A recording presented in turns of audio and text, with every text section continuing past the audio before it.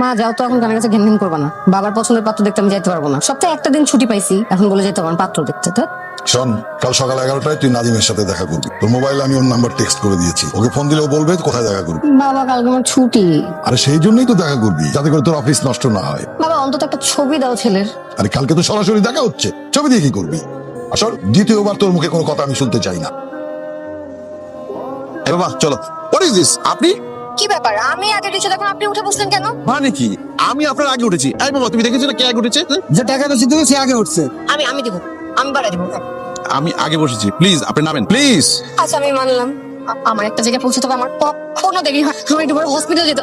আপনি একটা রিক্সা করতে না, আমি ভাড়া দিব, আমি দিয়ে দিব। যাও, বেশি টাকা দিবে। হ্যালো, কি রে মামা, ফোন ধরতেছিস না কেন? কতক্ষণ ধরে তোরে ট্রাই করতেছি। ফোন সাইলেন্ট ছিল। Phone silent? কি এমন কাজ করতেছিস তুই যে ফোন সাইলেন্ট করে রাখছস? নাকি তুই আমরা ইগনোর করতেছস? বেটা, আমি কি তোর গার্লফ্রেন্ড যে তুই আমার ইগনোর করতেছস? দেখ, মন মেজাজ না এখন ভালো নেই, এসব কথা ভালো লাগছে। তোকে পরে ফোন দেই।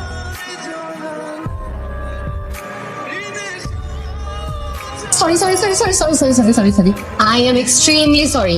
আমি আমার অফিসে 1 বছরে একবারও লেট করি নাই। আমি কখনো অফিস মিস দিই। বিশেষ করেন যদি নিজেকে পানিশমেন্ট দেওয়ার কোনো অন্য ল থাকতো, আমি আজকে নিজেকে সর্বোচ্চ ক্যাপিটাল পানিশমেন্টটা দিতাম। Thank you so much. Nazim Saheb, hello. জি, নাজিম। Yes, mister Nazim. কোথায় হারিয়ে গেলেন আপনি? কোথাও না, আমি জাস্ট মনোযোগ দিয়ে আপনার কথা শুনছিলাম। ও, তার মানে আপনি আমার উপর রাগ করেন নাই? Not at all.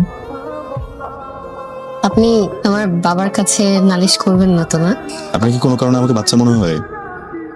ঠিক আছে, তাহলে ইন্টারভিউ শুরু করে দেন। সরি? না মানে আমি তো মেয়ে পক্ষ, মানে আমি পাত্রী। ট্রেডিশনালি আপনার আমাকে প্রশ্ন করার কথা, আমি রান্না পারি কিনা, হাতের লেখা কেমন, আমি ঠিক মতো হাঁটতে পারি কিনা, আমার নখ দাঁত চুল।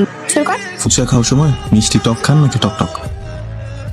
এনিওয়ে, জুসটা খাওয়ালে আমরা কি একটু বাইরে হাঁটতে পারি? আপনি সত্যি সত্যি আমাকে হেঁটে দেখাতে বলবেন? আমার কিন্তু পা সোজা। আমারও পা সোজা, তাই ভাবছিলাম যে দুটো সোজা পা যদি পাশাপাশি কিছুক্ষণ হাঁটতো, অনুভূতিটা কেমন হয় বুঝতে সুবিধা হতো না? প্রথম দিনের জন্য একটু বেশি হয়ে গেল না? ওটাও না, সারা জীবন যে এই 2 জোড়া পা পাশাপাশি হাঁটবে, প্রথম দিনে যদি একটু হাঁটা যায় মন্দ হবে না, কি বলো? কোথায় যাবেন? কি জায়গায় নিয়ে আসলেন? এরকম জায়গায় তো প্রতিদিন যাই। ভাতও তো প্রতিদিনই খাই। ঠিক আছে, ইন্টারভিউটা শুরু করে দেন। লাগবে না, হাঁটতে ভালো লাগছে। লাগবে না মানে কি? এটা তো পুরুষ মানুষের জন্মগত রাইট। পুরুষ মানুষের টাকা থাকুক না থাক, কিন্তু বিয়ের সময় পাত্রীর পায়ের নখ থেকে মাথার তালু পর্যন্ত ওলট পালট করে ফেলবে, জাজ করে পাটায় ফেলবে। তারপরে ভালো লাগলে বিয়ে করবে, আর না হলে নেক্সট। প্রশ্ন নাম্বার 1। আমি আসলে করবো না, কেন? পশু কিনতে আসছি, তাই উলট পালট করে জাজ করে ফাটায় ফেলার প্রয়োজন বোধ করছে। হাঁটি। আপনি কিছু বললেন না? আপনি চান আমি কিছু বলি? না মানে নরমালি এখানেই মানুষ বলে যে আরে না না সবকিছু ঠিক হয়ে যাবে, অথবা বলে স্বামী ভালো হলে স্বপ্ন মরে না। আমি সাধারণত বলি না। আপনি কি একটু কম কথা বলেন? না তো, আমি কম কথা বলি না, আবার বেশি কথাও বলি না। আপনি কি বলতে চাচ্ছেন আমি বেশি কথা বলি? মোটেও না, আপনি মোটেও বেশি কথা বলেন না।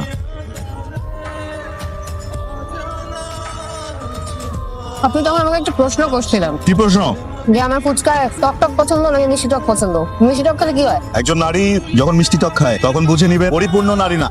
আজকে তো আসলে সারাদিন আমরা একটা লম্বা সময় ধরে ঘুরছি, গল্প করছি। পুরোটা সময় আসলে আমার মনে হচ্ছে একটা কথা আপনাকে খুব বলা উচিত, কিন্তু সুযোগ পাইনি। কথাটা কি বলবো? মাঝে মধ্যে কথা জমা রাখা কিন্তু ভালো, ইন্টারেস্ট বাড়ে। তা তো বাড়েই, কিছু কথা না বললে পরে ইন্টারেস্ট কমে যায়। সো আমার মনে হয় যে কথাটা বলে ফেলা জরুরি। বলেন।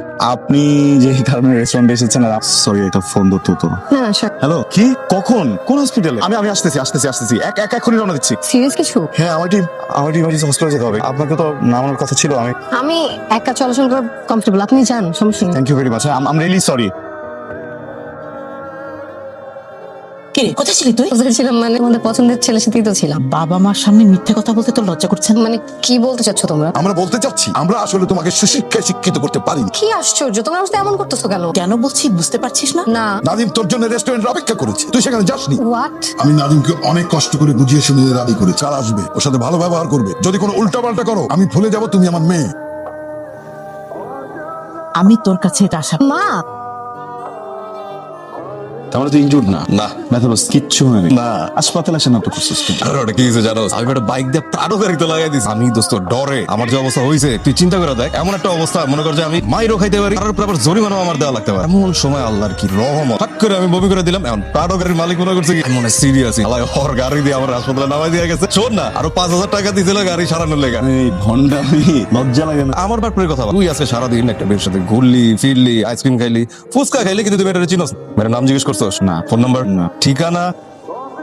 হাই, আমি নাজির। রিয়া। আগের দিন আপনার জন্য অনেকক্ষণ অপেক্ষা করেছি, আসলেন না। আমি না আসলে খুবই সরি বুঝছেন, আমি ইচ্ছা করে করিনি, আমি একটা খুব ঝামেলায় ফেসে গেছিলাম। It's okay, it's okay.